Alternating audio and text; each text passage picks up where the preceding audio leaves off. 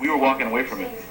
Benjamin Levy. Benjamin, thanks so much for talking with us. We appreciate it, and we're glad you're safe. Katie, I've got just a little rundown here, if I can, Matt, for just a moment about what's going on around the country. The State Department officials have been moved into the State Department Training Center in Arlington, Virginia. The state has been evacuated, obviously. In Minneapolis, St. Paul International Airport shut down. The IDS Center in downtown Minneapolis, tallest building, evacuated. Georgia, all flights at Hartsfield Atlanta International Airport closed. The CNN Center, world headquarters of Cable News Network, was closed to the public. In Maryland, officials are tightening security throughout the state. Of course, that's the home of Andrews Air Force Base. Navy installations throughout the Hampton Roads, home to the world's largest Navy base, have been placed under increased security. In Pennsylvania, Philadelphia International Airport has been closed, and of course the Liberty Bell and Independence Hall are being closed as well. In fact, all national monuments, Tom, I believe, have been evacuated. Right, and California, the state has been put on the highest alert. They're on tactical alert in Los Angeles. The Department of Energy's Nuclear Weapons and Research Complex in Oak Ridge, Tennessee, put under heightened security. It is now coming up on 10:59. Controlled chaos in what is absolutely a sight that is surreal. Many people, thousands of people that had been here in the street had been moving in waves in order to get away from the billowing smoke and debris that came as the towers came down.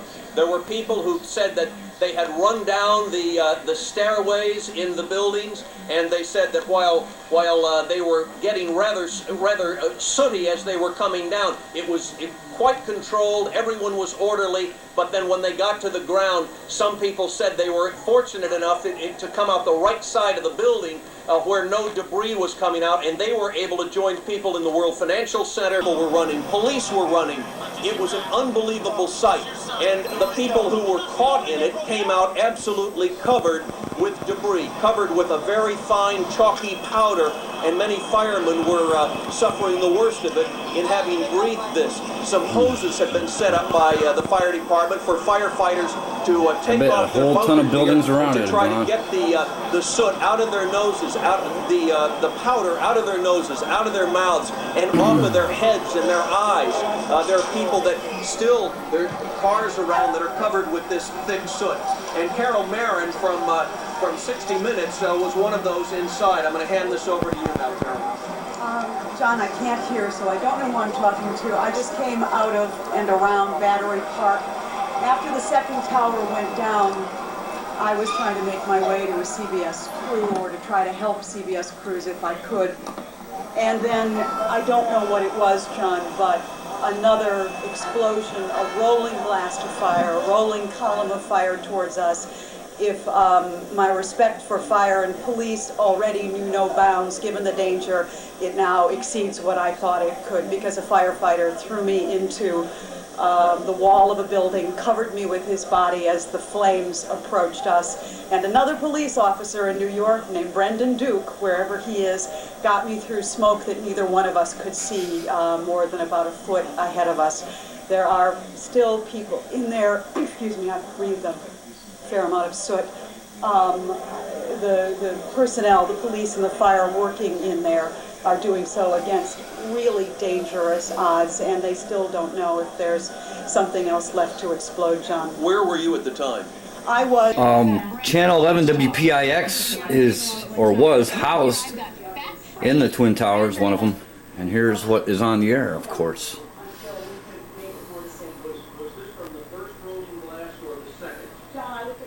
Much a clue about it.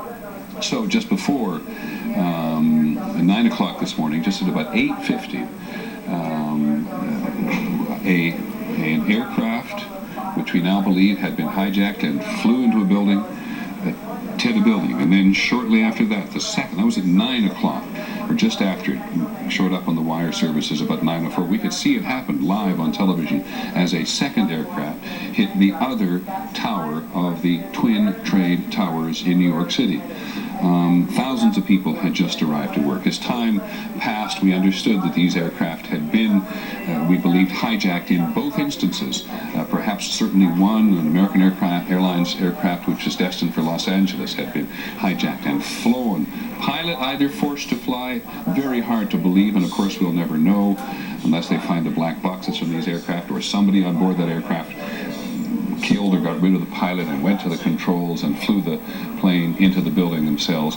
And then as much of the country began to connect and try to grapple with this, then we had this horrifying circumstances. At first, one of the towers, this is the second aircraft flying in, then first one of the towers and then the other tower collapsing on itself with, at the very least, hundreds and probably thousands of people who did not manage to get out of the building after the two initial collisions. And the country, the political and military establishment of the country just began to lock down very quickly. First of all, there was concern at the White House because outside the west side of the White House, behind the Executive Office building, we then began to see that there was fire, and that was what appears now to have been an attack on the Pentagon just shortly thereafter. This was this other tower of the Pentagon, the first tower of the Pentagon, which began to fall down upon itself. The World Trade Centers, of course, is what I mean. Thank you. Just stay out of my ear for a second. I'm trying to bring people up to date on the order of which things happened. So we then had New York City's airspace all around locked down. The airports closed down at LaGuardia and Newark and John F. Kennedy. Nobody was allowed to take off. And then shortly after that, the Federal Aviation Administration became involved and told aircraft nowhere in the country to take off. And then all aircraft flying anywhere in the country, because there was so much concern, and there is still some, that there is an aircraft somewhere out in the country which has been unaccounted for. All aircraft in the country were ordered to land immediately at the nearest airport. And then, of course, the second devastating thing at the trade towers themselves, when the second trade tower collapsed on itself. The president was in Florida, and the president down in Florida today to talk about education came very quickly to the cameras, clearly as shocked as any of us in the rest of the country. He talked to the FBI and others. He immediately canceled his education trip to Washington today, to Florida today, and said he was going to come back to Washington, which is exactly what the country expects of him. And he said very briefly on camera that this terrorism against the United States will not stand. As we've said before, the kind of thing he had to say. And John Cochran went to Florida with him. And John, I think you're still in Florida and the president came home. Is that my understanding? That's right. We're grounded like all other Americans. The airport here is closed to us. The president is on his way back, but we don't know where he's going to land. You know, normally, Peter, the president would land at Andrews Air Force Base, Maryland, a military base, a secure base just outside of Washington, D.C. However, network camera crews have been barred from going to Andrews Air Force Base. It apparently has been roped off or to news media. We do not know if the president is going there, and the White House is being very close-mouthed about it. And you can understand why they would want to create the question in some people's minds as to where the president will land. We've been told that when the president returns, he will have a National Security Council meeting. But where will that happen? Will it be in Washington? I don't know. I can't help but think back to November 22nd, 1963, the assassination of John Kennedy. At that time, the Secret Service was in a ground sent back to Washington, D.C., a safe place. It's no longer clear today that Washington, D.C. is such a safe place, Peter. Thank you very much, John. Please stay in touch and let us know when you can make your way to Washington. The uncertainty in Washington has led authorities to ask the political leadership in the Congress, we know at least in the Senate, to go to a safe location. Earlier reports about a bomb outside the State Department, we believe, are now not correct. But there was this attack on the Pentagon, and there's this mixture in Washington of deep, profound tension and almost and alertness. You certainly get a quick glimpse there of the security force, which is a constant presence on the roof. Yes, Peter, I'm here. Would you go ahead? Sure. I was at the corner of Varick and Canal, which is about 10 to 12 blocks north of the World Trade Center, where roughly 300 to 400 people were gathered watching the flames and the smoke from both World Trade Centers going through the air. And I began to cross the street, and I heard a collective scream from this group of people. And I looked up, and the first World Trade Center that collapsed was falling down. The shriek lasted for quite a long time, and then many of these people fell into tears, just crying and sobbing. I don't know where my mother is, I don't know where my friends are. That sort of thing was heard all around this crowd. Okay, Drew, where are you at the moment? You're in the same location? Yes, I am. I'm at Varick. I'm just north of that now. I'm at Varick and Canal. And people are not familiar, people from outside New York are not familiar, but you're at the lower west corner of the island of Manhattan. And is that whole lower part of Manhattan being either evacuated or people just leaving it en masse? It is being evacuated. No cars are allowed south of Canal, which is basically the last major thoroughfare that goes east to west on Manhattan. When after the first Trade Center went down, I tried to get closer to the scene, and police and FBI agents were telling everyone, both plainclothes policemen and uniformed policemen were telling everyone they had to go north of Canal. They were pushing everyone back. Okay, thank you very much, Drew Milhan. Please check in with developments. I can tell you that the reports that we now get from a variety of places, let me just stay with the map of New York City, because the New York City Emergency Management Center is, if you're looking at that map, is just like on the tip of the building there to the north. Both those buildings have gone, and at a moment like this, they and the political establishment in the city, as well as the state and federal authorities, would coordinate operations from in there. And there are other, as you look around that, Manhattan itself, as far up as the Williamsburg Bridge and beyond, of course, is the United Nations. People have always been concerned that these at least two of the tunnels, the Holland Tunnel for one, the Lincoln Tunnel is not on that map, but these are the tunnels that go across the Hudson River to New Jersey and out onto the west, and that even perhaps the bridges. But elsewhere in the city, City Hall would be vulnerable as well. The United Nations, the tunnels, and of course FBI headquarters, which is about in the middle of Manhattan, not too far from the New York Stock Exchange, which you cannot see on that map at the moment.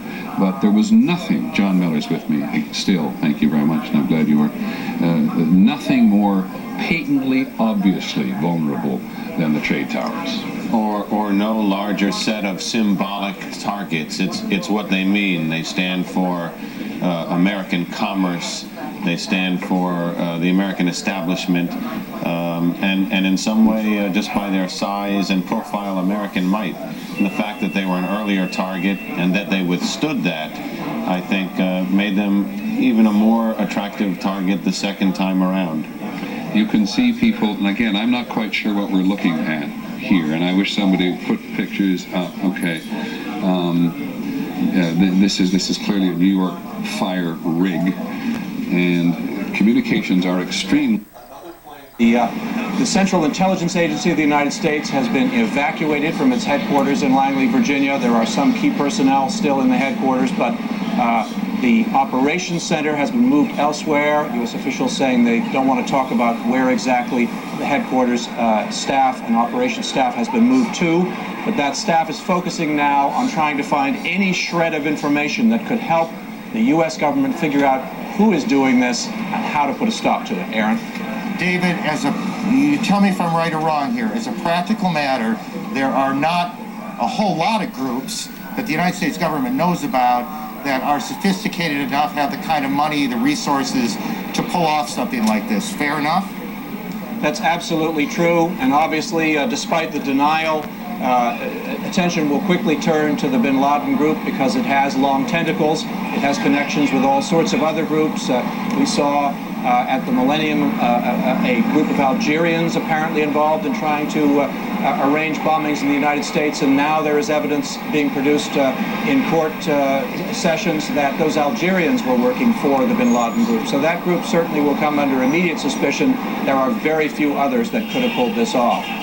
Right, I mean, just because of the enormity of it all and the sophistication required to stage these multiple attacks, this is not something some small cell can pull off. This is obviously a group or groups, well-financed and extraordinarily well-organized. That's correct. Now, another thing you'll notice is that you remember the attack on the USS Cole in the Yemen harbor. that was the first time that kind of an attack using small boats with bombs in them had been used against an American warship. It worked once. Now the U.S. Navy has taken steps to make that much more difficult to do. Officials saying this may work once. They will now have to take measures to try to make sure that this kind of thing can't be done again. But these are apparently hijackings of civilian aircraft. So it was a sort of modus operandi that was dreamed up in some evil terrorist's mind and done on a massive scale here today, Aaron. David, thank you. CNN's David Ensor, our national security correspondent, on what he is hearing, what he knows, what the reports are as we approach 11:20 Eastern Time. For those of you just joining us, and as you can see on your screen, the Taliban, the government in Afghanistan, expected to make a statement soon, and we'll monitor that for you. For those of you just joining us, let me try and put as many of these pieces together as I can as we stand here in New York. At about 8:45 Eastern Daylight Time this morning, the first of the Trade Center towers was hit by a plane. It crashed into the south side of the tower. About a half an hour later, a second plane came from the right, and you can see it coming behind the first tower, and then it hits the tower, and you'll see the flame and smoke coming out